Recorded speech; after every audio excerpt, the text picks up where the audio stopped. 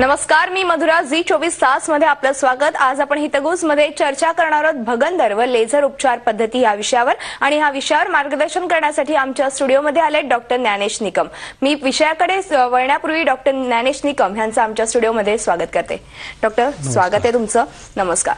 Doctor Gyanesh Nikam यांची थोडक्यात ओळख करून द्यायची झाल्यास ते गेल्या 27 वर्षांपासून ह्या क्षेत्रामध्ये कार्यरत आहेत. त्यांनी अनेक लोकांवरती, अनेक पेशंट्सवरती अगदी यशस्वीपणे उपचार केलेले आहेत आणि गेल्या 27 वर्षांचा अनुभव त्यांच्या गाठीशी आहे. तसंच त्यांचं नाशिक आणि मुंबई इथे हॉस्पिटल देखील आहे. ह्या संदर्भातलं आपण त्यांच्या ह्या अनुभवाबद्दल आणि एकूणच ह्या विषयाबद्दल अधिक माहिती जाणून घेणार आहोत. तेव्हा लगेच चर्चेला सुरुवात करूया. डॉक्टर, पुन्हा एकदा स्वागत आहे. आणि आजचा आपला विषय आहे भगंदर व लेझर उपचार पद्धती. सगळ्यात अगोदर मला सांगा, भगंदर म्हणजे नेमकं काय? भगंदर हा एक मराठी शब्द आहे. भगंदर याला इंग्लिशमध्ये फिस्टुला इन एनो असं म्हटलं जातं. भगंदर याचा अर्थ काय होतं? शौचाची जी जागा असते तिच्या बाजूला एक छिद्र पडतं, गाठ येऊन फुटते आणि छिद्र पडतं आणि पुढे कालांतराने त्या छिद्रामधून पस यायला सुरुवात होते आणि जास्त दिवस आपण डिले केलं तर त्याच्यातून मल सुद्धा यायला लागतो. भगंदर याचा अर्थ त्या जे छिद्र पडतं त्याचं एक तोंड स्किनवर असतं आणि एक तोंड आतमध्ये संडास जागा जिथे संडास साधते त्या ठिकाणी कनेक्ट असतं. तो पूर्ण रोड तयार होतो. शौचाच्या जागेला एक पॅरलल रोड तयार होणं याला भगंदर किंवा फिस्टुला इन एनो असं म्हणतात आपण. मात्र जेव्हा भगंदर तुम्ही मगाशी म्हणालात की गुदद्वारापाशी हा एक म्हणजे आजार उद्भवतो, तर नेमका कशा पद्धतीने हे कार्य होतं, म्हणजे कसा उद्भवतो? हे भगंदर हा जो आजार निर्माण होण्याचे बरेचसे कारण आहेत. त्यात एक ब्लड बॉर्न इन्फेक्शन एक कारण आहे, पण मुख्यतः जे कारण असतं त्या जागेला एक मार लागणं. मार लागल्यामुळे होतं आघातच. एक दुसरं कालांतरी जे आमच्या लक्षात जे कारणाला असतं, बऱ्याच वेळेस मांसाहारी लोक असतात. मांसाहारी मध्ये मटन किंवा नॉनव्हेज वगैरे खाण्यामध्ये हाड जे बोन्स पीस असतात, बोन पीस पूर्णपणे पचल्या जात नाही आणि बोनचे बारीक जरी तुकडा असला तरी त्याला एका बाजूला क्षार धार असते आणि ती धार जर मलाच्या बाहेरच्या बाजूला असेल आणि मल बाहेर पडताना जर तो बोनचा तुकडा बाहेरच्या बाजूला असेल तर आतल्या बाजूला बाहेर पडताना जखम तयार होते त्याला. आणि त्या जखम तयार झाली तर ती जखम इन्फेक्ट होऊन आणि तिथून एक असा रोड तयार होतो, त्याला फिस्टुला असं म्हणतात. किंवा दुसरा एक अॅनल क्रिप्ट म्हणून एक भाग असतो शौच जागेच्या मध्ये. त्या अॅनल क्रिप्ट मध्ये इन्फेक्शन होऊन ऍब्सेस फॉर्म होतो आणि ऍब्सेस फॉर्म मधून फिस्टुला नावाचा आजार तयार होतो. फिस्टुला म्हणजेच भगंदर असं आहे का? हो हो, दोन्ही एकच आहे. दोन्ही एकच आहे, फक्त भगंदर हे मराठीत बोललं जातं. त्याला आपण एक आपल्याकडे एक भगंदरची क्लिप्स आहे ते आपण दाखवू शकतो. इथे आपण दाखवलेलं आहे का ही शौचाची जागा आहे आणि त्या जागेच्या ठिकाणी ते बाहेर छिद्र पडलेलं आहे आणि त्यातून पस बाहेर येतोय, ते याला आपण भगंदर असं म्हणू शकतो. बरोबर. तर ह्या पद्धतीने एक आहे. पण आपण जर बघितलं तर ऍक्च्युली भगंदर कसा तयार होतो ही जर क्लिप बघितली तर आपण क्लिप दाखवूया. दाखवा. ओके. ही हा जो मार दिसतो शौच जागा, आतड्याचा शेवटचा भाग जो असतो त्याला अॅनल कॅनल असं म्हणतात. अॅनल कॅनलची इथे आहे ती ह्याच ठिकाणी अॅनल क्रिप्ट नावाचा एक ग्रंथी असते. ही इथे दाखवते आपण. इथे ही अॅनल क्रिप्ट असते. ह्या अॅनल क्रिप्ट मध्ये इन्फेक्शन होऊन इन्फेक्शन होतं आणि ह्या पद्धतीने असं इन्फेक्शन खालच्या भागाला येतं आणि ते गाठ तयार होते जिला आपण ऍब्सेस म्हणतो. ऍब्सेस मध्ये पस तयार झालेला असतो आणि तो पस फुटतो. ती गाठ फुटते. ही पेनफुल, जास्त स्वेलिंग असतं, पेन असतं, पेशंट नसेल. ही गाठ फुटल्यानंतर हा पस जितकं प्रेशर असेल तितकं प्रेशरने तो पस बाहेर पडतो आणि पस पूर्ण बाहेर पडल्यानंतर थोडाफार पस शिल्लक असतो आणि तो पस शिल्लक झाल्यानंतर असं एक रोड तयार करतो. आपण याला फिस्टुला असं म्हणू शकतो. हा जो संडास जागेला एक पॅरल रोड तयार झालाय याला आपण फिस्टुला असं म्हणू शकतो, फिस्टुला एनो. आणि याच्यात जास्त दुर्लक्ष केलं त्याच्यातून पुढे पुढे मल सुद्धा बाहेर येतो. त्याच्यामुळे ह्या आजाराकडे दुर्लक्षण करणं कधीही चुकीचं आहे. अर्थातच. आणि आजार म्हटला की लगेच ताबडतोब ट्रीटमेंट घेणं फार महत्वाचं असतं. मात्र बऱ्याचदा असं होतं की अशा ज्या स्थिती असतात, म्हणजे असे आजार असतात, तेव्हा कुठेतरी संकोचपणा वाटत असतो पेशंटला. तर त्यावेळी पेशंटने कशा पद्धतीने डॉक्टरांना आपली जे काही आजार आहे किंवा आपल्याला काय होतं हे सांगावं? नाही, आपल्या समाजात कसं असतं माणसाला दोन मुख असतात, एक वरचं मुख असतं मुख आणि खालचं गुदमुख अधोमुख असतं. जितके वरच्या मुखाची काळजी घेतली जाते तेवढी अधोमुखाची काळजी घेतली जात नाही. आणि शक्यतो अधोभाग हा लाजीरवाणा भाग आहे, त्याच्यामुळे शक्यतो लोकांकडे टाळण्याचं किंवा डॉक्टरांना न दाखवण्याचं किंवा अंगावर काढण्याचं, पण हा आजार जास्तीत जास्त जितकं दुर्लक्ष करत जातो तितका घातक होत जातो.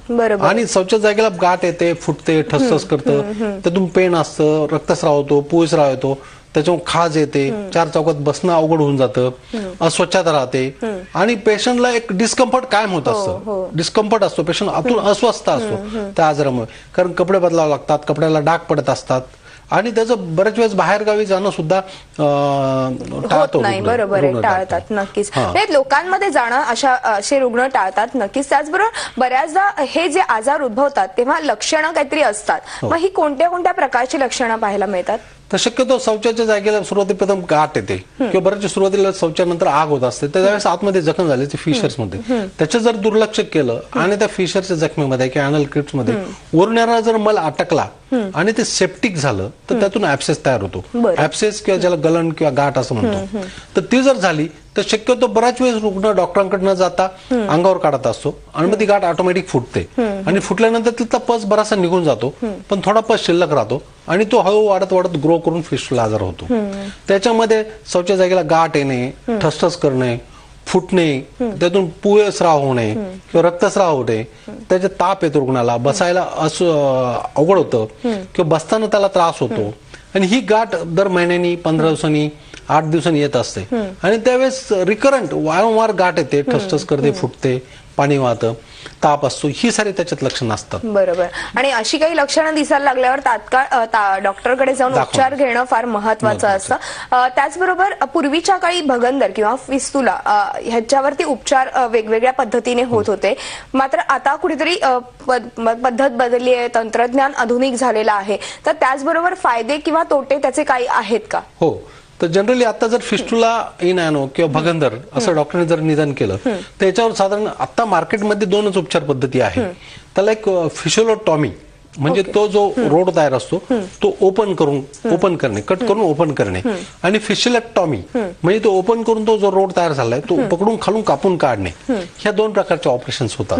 पण ह्या दोन्ही ऑपरेशन्स मध्ये जर बघितलं तर एक ही सर्जरी केल्यानंतर हॉस्पिटल स्टे जास्त असतो, जखम मोठी होते आणि त्याच्यामध्ये पेन असतात आणि कधी कधी शौचाचं नियंत्रण जायचा धोका असतो, सूज असते आणि पेशंट बेड रिडन असतो आणि सर्वात मोठा धोका इतकं सहन करून सुद्धा तो आजार पुन्हा पुन्हा व्हायचे चान्सेस असतात. रिकरन्स आपण जर साधारण आता फास्ट युग आहे, कोणताही जर फिस्टुलाचा आजार असेल तर कोणत्याही डॉक्टरने जर विचारला आपण ठीक आहे आम्ही तुम्ही सांगितल्याप्रमाणे सर्जरी करतो पण पुन्हा निर्माण होण्याचे चान्सेस किती, तर डॉक्टर सांगा ना we will try best our best level, पण आम्ही गॅरंटी नाही देऊ शकत का तो आजार पुन्हा होईल. आणि आताच समाज तो सुज्ञ आहे. कोणी जर आपण इंटरनेटवर बसलं आणि फिस्टुला इन ॲनो जर टाईप केलं तर त्याच्यात बघितलं की रिकरन्स इज कॉमन, म्हणजे इतकी मोठी सर्जरी करून इतका त्रास सहन करून सुद्धा हा आजार वारंवार होतो. ती जखम भरून येते, भरून यायच्या आताच पुन्हा गाठ येऊन फुटते आणि व्हायला लागतं. तर मग डॉक्टर म्हणतात आता पुन्हा आपल्याला एकदा ऑपरेशन करायला लागेल. पण याला मॉडर्न सर्जरी जे आहे फिशिओलेक्टॉमी हे किती वेळ जरी केलाय तरी त्याचं पूर्णपणे रूट निघत नाही, त्याच्यावर रिकरन्स हा कॉमन आहे. त्याच्यात आता नवीनच सुद्धा काही आले, वाफ्ट सर्जरी आली, एक लेफ्ट सर्जरी आली, एक MIFT सर्जरी आली, पण एक ॲनल प्लग आहे. पण इतके ह्या सर्जरी सुद्धा असून सुद्धा त्याच्यात रिकरन्स ही सर्वात मोठी गोष्ट आहे, ती कॉमन आहे. त्याच्यामुळे शस्त्रक्रिया करताना किंवा भगंदराची ट्रीटमेंट करताना रुग्णाने खात्रीपूर्वक डॉक्टरने विचारून अशा पद्धतीचा जर निर्णय घेतला तर तो जास्त चांगला राहू शकतो. पण त्याच ह्या फिशिओलेक्टॉमी किंवा फिशिओलेक्टॉमी जे आजार आहे त्याच्यापेक्षा नवीन ज्या ट्रीटमेंट आता मार्केटमध्ये उपलब्ध आलेल्या आहेत आणि त्या मुख्यतः आपल्या सेंटरच्या ठिकाणी ज्या आहेत त्याच्यात 3 प्रकारच्या ट्रीटमेंट आहेत. तर त्या ट्रीटमेंटमध्ये ह्या नॉन सर्जिकल आहे, म्हणजे कुठल्याही कापाकापी न करता ट्रीटमेंट आहे. त्याच्यामध्ये एक मेडिसिन ऍप्लिकेशन ट्रीटमेंट असते का जो भगंदराचा रोड आहे तो ओपन केला जातो, ओपन करून रोड जो खराब झाला आहे त्याला एक मेडिसिन ऍप्लिकेशन केलं जातं. तर ते मेडिकेशन ऍप्लिकेशन केल्यानंतर तिथला जो खराब टिश्यू असतो तो निघून जातो आणि जखम भरून येते. आणि ही एक ट्रीटमेंट आहे. दुसरी एक रेडिओ फ्रिक्वेन्सी नावाची ट्रीटमेंट आहे आणि तिसरी लेझर आहे. तर रेडिओ फ्रिक्वेन्सी नावाचं इन्स्ट्रुमेंट असं असतं का जे त्याच्यात जो ट्रॅक्ट असतो भगंदरचा तो ओपन केला जातो, पण त्या टिश्यू डॅमेज मिनिमम असल्यामुळे कुठेही रक्तस्राव नाही, कुठेही स्टिचेस नाही आणि पर्यायी तिची रिॲक्शन म्हणून कुठेही स्वेलिंग नाही आणि पेन हा प्रकार नसतो आणि तो आतला जो रोड असतो तो रेडिओ फ्रिक्वेन्सीने कॉटराईज केला जातो. आणि तिसरी सर्वात महत्वाचा जो आजचा विषय आपला आहे लेझर ट्रीटमेंट. या लेझर ट्रीटमेंटमध्ये एक डायड लेझर आणि CO2 लेझर 2 प्रकार आहे. त्याच्यामध्ये फिशुलाचा ट्रॅक्ट ओपन करून पूर्ण कॉटराईज केला जातो किंवा एक दुसऱ्या डायड लेझर मध्ये ट्रॅक्ट ओपन न करता सुद्धा फायबर ऑप्टिकच्या सहाय्याने तो ट्रॅक्ट कॉटराईज केला जातो आणि पेशंट 100% बरा होऊ शकतो. पण ह्या तिन्ही ट्रीटमेंटचा मुख्यतः फायदा आहे का याच्यामध्ये 100% क्युअर आहे. रिकरन्स नाहीये, हॉस्पिटल स्टे नाहीये, मोठी जखम नाहीये, वेदना नाहीये आणि विशेषतः इनकॉन्टिन्युअस जो मलमार्गावरचं नियंत्रण. मोठे फायदे इथे पाहायला मिळतात ह्या तिन्ही ट्रीटमेंटमध्ये. या ट्रीटमेंटबद्दल अजून मी माहिती जाणून घेणार आहे, पण एक छोटासा ब्रेक घेते आणि पुन्हा एकदा चर्चेला सुरुवात करते. हितगुजमध्ये घेऊया एक छोटासा ब्रेक. तुम्ही पाहत राहा झी24 तास.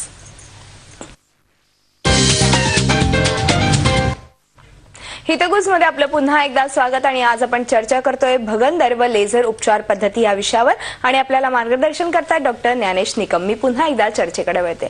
डॉक्टर, आता तुम्ही नॉन सर्जिकल ट्रीटमेंट्स कोणत्या कोणत्या आहेत आणि त्याने काय काय फायदे होतात हे सांगितलं, मात्र त्या कशा पद्धतीने केल्या जातात त्याबद्दल काय सांगाल?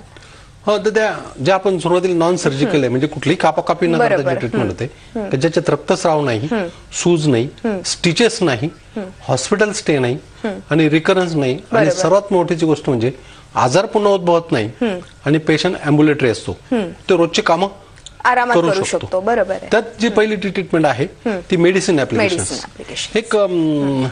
एक मेडिसिन्स आहे. हे मेडिसिन्स आपण अप्लाय केली, ती स्लाइड्स आपण दाखवूया. बरं. म्हणजे हे मेडिसिन अप्लाय करायचं त्या ठिकाणी ज्या ठिकाणी आपल्याला तो रोग झाला आहे त्या ठिकाणी.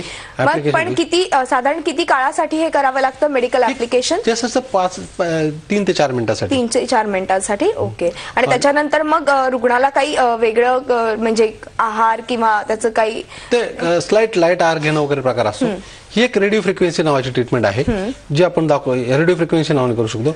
आणि ही तिसरी लेझर ट्रीटमेंट. हे डायड लेझर आहे. हे डायड लेझरच्या फायबर ऑप्टिक केबल आहे, हा फायबर ऑप्टिक केबल याच्या सहाय्याने ते ओपन केले जातं ज्याच्यामध्ये रक्तस्राव नसतो. आणि दुसरी गोष्ट हे CO2 लेझर आहे. हा एक प्रकार आहे.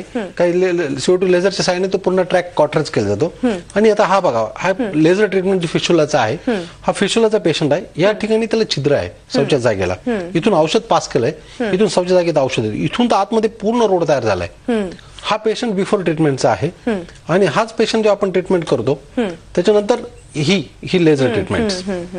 ही लेझर म्हणजे हा लाल लाईट दिसतो, ही लेझर ऑप्टिक याच्या सहाय्याने तो ओपन केलं जातं. आणि ओपन केल्यानंतर हाच पेशंट आपण बरा झालो बघा, हा पूर्णपणे स्कार त्याचा बरा झालेला आहे. ओके. यात कुठेही पेशंट नाहीये, कम्प्लिटली बरा झालाय. तर ह्या पद्धतीचं हे आहे ट्रीटमेंट. तर मुख्यतः ह्या लेझर पद्धतीने आपल्याला अशा पद्धतीने करता येतं. बरोबर. म्हणजे बऱ्यापैकी ह्याचे फायदे आहेत. मुळात म्हणजे हा आजार पुन्हा एकदा उद्भवत नाही, हा एक महत्वाचा फायदा आहे. त्याचबरोबर भगंदर किंवा फिस्तुला हे टाळण्यासाठी प्रत्येकाने कशा पद्धतीने आहार घेणं फार महत्वाचं आहे. आणि त्याचबरोबर नॉन सर्जिकल जेव्हा ट्रीटमेंट होते त्याच्यानंतर कुठल्या पद्धतीचे आपण काय गोष्टी आहार विहार कसं पाळलं पाहिजे? हा, तर बेसिकली सर्जरी केली तर हॉस्पिटल स्टेज असतो. या नॉन सर्जिकल मध्ये हॉस्पिटल स्टे नसतो, वेदना नसतात, रक्तस्राव नाही आणि पेशंट अँब्युलेटरी असतो. आणि विशेषतः आपल्या सेंटरला आपण हे जे असं आजार आहे फिस्टुला, याच्यामध्ये आपण 100% क्युअर होण्याची गॅरंटी दिली जाते. याच्यात पुन्हा आजार पुन्हा होत नाही. हे आपल्या या ट्रीटमेंटचा विशेषतः मुख्यतः फायदा आहे.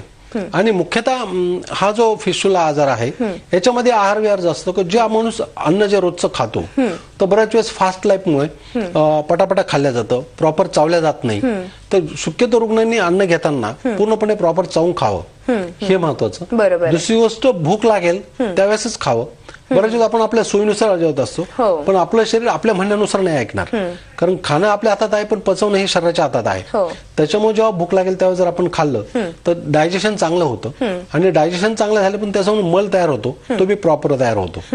बऱ्याच वेळेस शौचाला लागल्यानंतर माणूस शौचाला जाण्याचं टाळतो, किंवा बाथरूमला लागल्यानंतर जायचं टाळतो, शक्यतो ते टाळू नये. बरोबर कारण मुख्यतः हे जे काही शौचाला टाळणं किंवा बाथरूमला टाळणं किंवा भूक लागल्यावर न खाणं किंवा याच्यामुळे मलप्रवृत्ती कठीण होते आणि मग आतमध्ये जखमा होणं किंवा नॉनव्हेज खाताना प्रॉपर बोनचा वापर न करणं, शक्यतो पीसेस खाणं त्याच्यामध्ये बोन जाणार नाही ही काळजी घेणं जरुरी आहे. आणि शक्यतो बसताना किंवा उठताना गुदभागी कोणत्याही प्रकारे मार लागणार नाही ही एक सर्वात मोठी काळजी घेणं जरुरी आहे. किंवा बऱ्याच वेळेस अनफॉर्च्युनेटली किंवा न कळतपणे मार लागला तर आजकाल 2 व्हीलर्स असतात, राईड्स करतात, तो खूप जर्क बसतात त्या जागेला किंवा ते सीट्स असतात ते एकदम सॉफ्ट पाहिजे किंवा कोणत्याही शॉक ऑब्सर हे चांगल्या रीतीने पाहिजे की त्या कुठे मार नाही लागला पाहिजे. तर ह्या काळज्या घ्यायला पाहिजे ज्याच्यामुळे हे आजार निर्माण होऊ शकत नाही. म्हणजे बरोबर म्हणजे खरं तर बघितलं तर काळजी घेणं पण फार महत्वाचं आहे. म्हणजे हे भगंदर सारखा आजार उद्भवू नये म्हणून देखील आणि जेव्हा होईल तेव्हा लगेच तात्काळ डॉक्टरांकडे ट्रीटमेंट घेणंही तेवढंच महत्वाचं आहे. पण बऱ्याचदा असं होतं की फक्त आहार व्यवस्थित नसल्यामुळे हा आजार उद्भवतो असं नाही, तर बऱ्याचदा अनुवंशिकता पण दिसून येते का अशा आजारांमध्ये? नाही, ह्या आजारात अनुवंशिकता नसते. अनुवंशिकता याच्यात नसतं. हा आजार एक तर ब्लड इन्फेक्शन्स किंवा अनल क्रिप्टमध्ये इन्फेक्शन्स किंवा हार्ड स्टूल होणं आणि जेवणात दूध तुपाचा वापर नसणं, स्निग्ध पदार्थाचा अभाव असणं, बऱ्याच वेळेस आजचं जे फॅड असतं बघा वेट लॉस करणं याच्यामध्ये पूर्णपणे स्निग्ध आहाराचा वापर टाळला जातो. पण पूर्णपणे टाळून प्रश्न सुटत नाही कारण त्यामुळे शरीरात भरपूरपणे कोरडेपणा येतो आणि शरीराचं पोषण नसल्यामुळे शरीर निस्तेज होतं. त्याच्यामुळे पूर्णपणे स्नेह टाळणं हे चुकीचं आहे. बरोबर. म्हणजे थोडक्यात आहारात स्निग्ध पदार्थांचा थोड्याफार प्रमाणात जरी वापर असला तरी देखील हा आजार टाळता येऊ शकतो. नक्कीच डॉक्टर, मला अजून बराच काही तुम्हाला विचारायचं पण एक छोटासा ब्रेक घेते. हितगुज मध्ये घेऊया एक छोटासा ब्रेक. तुम्ही पाहत राहा झी24 तास. हितगुज मध्ये आपलं पुन्हा एकदा स्वागत आणि आज आपण चर्चा करतोय भगंदर व लेझर उपचार पद्धती या विषयावर आणि आपल्याला मार्गदर्शन करतायत डॉक्टर ज्ञानेश निकम. मी पुन्हा एकदा चर्चेकडे वळते. डॉक्टर, बऱ्याचदा भगंदर किंवा पाईल्स किंवा फिस्तुला हे आजार गर्भवती ज्या स्त्रिया असतात त्यांच्यामध्ये देखील उद्भवतात, कारण की अर्थातच कुठेतरी प्रेशर येत असतं पोटावरती आणि त्याचा परिणाम अर्थात ह्या सगळ्या आजारांना निमंत्रण देण्यासाठी होऊ शकतो का? नाही, गर्भवती अवस्थेत शक्यतो फिशर्स किंवा पाईल्स हे आजार होतात. फिस्टुला आजार शक्यतो होत नाही. मात्र जर अशा एखादा पेशंट आढळला तर मग त्यावरती तुम्ही कशा पद्धतीने उपचार कराल? नाही, अशा रुग्णामध्ये जर प्रेग्नन्सी असेल तर पूर्णपणे डिलिव्हरी झाल्याशिवाय काही करता येत नाही. मग फक्त औषध उपचार घेऊन त्यांचा आजार हा तात्पुरता बरा करू शकतो. त्याचबरोबर आज तुम्ही हजारो रुग्णांवरती ह्या पद्धतीचे उपचार केलेले आहेत, तर काय अनुभव आलेत तुम्हाला? नाही, अशा आपल्या सेंटर्सला मोस्ट ऑफ द महाराष्ट्रातील भारतातील रुग्ण आहेत, पण त्याबरोबर आंतरराष्ट्रीय सुद्धा रुग्ण आलेले आहेत. इंडोनेशिया, जपान इकडचे सुद्धा रुग्ण आले आहेत आणि बऱ्याचशा रुग्णांचे अनुभव हे एकदम चांगल्या रीतीने आहे. कारण हे जे भगंदर ह्या आजाराची निर्मिती आणि त्याचे उपचार हे आयुर्वेदिक ग्रंथात पूर्णपणे चांगल्या रीतीने दिलेले आहेत. तर त्याच्यापैकीच लेझर हा त्याच्यापैकीच एक पार्ट आहे. तर अशाच पैकी रुग्णाचे आपल्याकडे अनुभव सुद्धा आहे. असाच एक रुग्ण तुमच्याकडे येऊन गेला आणि त्याने ट्रीटमेंट घेतली. आपण त्याचं एक टेस्टिमोनी बघूया, त्यांनी कशा पद्धतीने ह्या उपचारांबद्दल आपल्याला माहिती दिली ते. I am coming from Jakarta, Indonesia. I was suffering fistula about 4 years. I'm suffering. Then once I operated in Indonesia and once in China, there is no result, no improvement. Then I came to India. I met Mr. Dennis Nikam at Nasik. Dr. Dennis treat me with fistula in Unknown. Was very first doctor in China. They advised me colostomy, but here he treat me without colostomy, colostomy surgery, and right now I am free from all fistula and all disease, and now I am happy. Sir, त्यांनी तर आपल्या तुम्ही जे उपचार केले त्याबद्दल खूप कौतुक केलेलंच आहे. आपल्याला अजून एक फोन आलेला, आपण फोन घेऊया. शैला बोलतायत मुंबईवरनं. विचारा, काय प्रश्न आहे? हॅलो, नमस्कार, बोला. माझा असा प्रश्न आहे की एकदा ऑपरेशन केल्यानंतर मुळासकट काढून टाकलेलं आहे डॉक्टरांनी भगंदर, तर परत होऊ शकतो का? कधी केलंय तुमचं ऑपरेशन आणि कुठल्या पद्धतीने केलंय? तसं तर ऑपरेशन म्हणजे ओपन सर्जरी केलेली आहे. ओपन सर्जरी, बरं. साधारण किती दिवस झाले आपल्या ओपन सर्जरी करून? काढलेलं आता बहुतेक होणार नाही, तर परत होऊ शकतं का? किती वर्ष झालेत विचारतायत डॉक्टर? 1 वर्ष झालं असेल. 1 वर्ष झालंय. बरं. 1 वर्ष झालं त्या ठिकाणी जर तुम्हाला काही त्रास वाटत असेल तर डॉक्टरांना दाखवा, आणि जर काही त्रास नसेल तर काळजी करण्याचं काही काम नाहीये, बरोबर. पण जर प्रॉपर सर्जरी झाला असेल, पूर्णपणे तिथलं ड्रेनेज पार्ट निघून गेलेला असेल, ट्रॅक पूर्ण निघाला असेल, तर पुन्हा व्हायचे चान्सेस नाहीये. नक्कीच. म्हणजे ओपन जरी सर्जरी झाली असली तरी सुद्धा तिथे त्रास नाही झाला तर नक्कीच कुठल्याही प्रकारचं पुन्हा एकदा उद्भवण्याची गरज नाही होणार. त्याचबरोबर तुम्ही डॉक्टर मगाशी लेझर उपचार जे आहेत ह्याच्यावरचे त्याच्याबद्दल खूप चांगले फायदे सांगितले. मात्र मला अजून काही वेगळे फायदे आहेत का लेझर उपचाराचे, आणि हे उपचार झाल्यानंतर रुग्णाने काय काळजी घेतली पाहिजे? हे जे सर्जरीला जे पर्याय जे लेक्चर आहेत त्याच्यामध्ये हॉस्पिटलायझेशन नसल्यामुळे पेशंट अँब्युलेटरी असू शकतो आणि रुग्ण 1 ते 2 दिवसात त्याची कामं करू शकतो. हे सर्वात मोठं पाहिजे की सर्जरीमध्ये पेशंटला हॉस्पिटलाइजच राहावं लागतं. साधारण 8 ते 10 दिवस हॉस्पिटलायझेशन असतं, महिना 15 दिवस घरी चालला जातो आणि पेशंट टोटली हँडिकॅप होऊन जातो. तर तो ह्या सर्जरी किंवा लेझर्स किंवा रेडिओ फ्रिक्वेन्सी किंवा हे मेडिसिन ऍप्लिकेशन्स याच्यामध्ये तो त्रास अजिबात नाहीये आणि पेशंट आपले रोजचे कामं करू शकतो आणि आजारातून कायमस्वरूपीचा मुक्त होऊ शकतो. हा सर्वात मोठा या लेझर ट्रीटमेंटचा त्यांचा फायदा आहे. नक्कीच. आणि त्याचबरोबर पुन्हा उद्भवत नाही हे फार महत्वाचं आहे. महत्वाचं म्हणजे पूर्णपणे 100% हा कायमस्वरूपीचा फायदा आहे. याच्यात 100% उद्भवत नाही पेशंट. मात्र ह्याच्याशीच रिलेटेड इतर काही आजार म्हणजे आपण हे म्हणतो पाईल्स म्हणतो किंवा इतर काही आजार असतील तर ते उद्भवण्याचे चान्सेस असतात का? नाही, आपण जो आजाराची ट्रीटमेंट केली त्या आजाराबद्दल सांगू शकतो. उद्या तुम्हाला ताप आल्यानंतर उद्या दुसऱ्या दिवशी 8 दिवसांनी ताप येणार नाही असं काही नाही. किंवा पाईल्स एकदा निर्माण झाल्यानंतर जर तुमचा आहार विहार जर प्रॉपर नसेल तर निर्माण होऊ शकतो पुन्हा. बरोबर. कारण त्या ठिकाणी ट्रीटमेंट करणं हा एक पार्ट आणि आजार निर्माण होऊ नये यासाठी डाएट हा सर्वात महत्त्वाचा पार्ट आहे आणि रोजचं जीवन राहणीमान ही खूप जरुरी आहे. बरोबर. त्याचबरोबर भगंदर ह्या आजाराची नुकतीच सुरुवात झाली असेल एखाद्याला तर मग त्याच्यावरती इनिशियल स्टेजला कुठल्या प्रकारचे उपचार करणं आवश्यक आहे? केवळ डायरेक्ट लेझर उपचार करावे लागतात? नाही.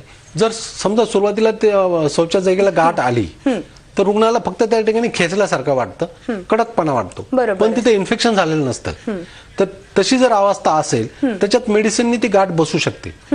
पण समजा गाठ आली आणि आपण डिलेड केलं, 4-5 दिवस डिलेड झालं आणि त्याच्यामध्ये इन्फेक्शन झालं तर मग तुम्हाला ते ओपन करून करणं हाच एक पर्याय आहे. बरं. पण ती पिकण्यापूर्वी जर तुम्ही जर आला डॉक्टरांकडे तर विदाऊट सर्जरी किंवा विदाऊट लेझर ट्रीटमेंट मेडिसिननी सुद्धा आजार बरा होऊ शकतो. मग साधारण किती दिवसाचा हा कोर्स असतो? सुरुवातीला 4 ते 5 दिवसाचा मेडिसिनचा कोर्स असतो. पण ही गाठ भगंदर होण्यापूर्वीची जी गाठ असते ऍब्सेस ती पिकण्यापूर्वीची अवस्था. बरोबर. आणि मग पिकल्यावरतीच मग लेझर उपचार करावे लागतात? हो. पिकल्यानंतर ते ओपन करून पस बाहेर काढणे आणि नंतर फिशोला झाल्यानंतर फिशोलाचा उपचार करणे हा एक प्रकार असतो त्याच्यामध्ये. बरोबर. खरंच खूप छान अशी माहिती दिली आणि तुम्ही आलात त्याबद्दल तुमचे मनपूर्वक धन्यवाद. हितगुजमध्ये आज आपण इथेच थांबतो. तुम्ही पाहत राहा झी 24 तास.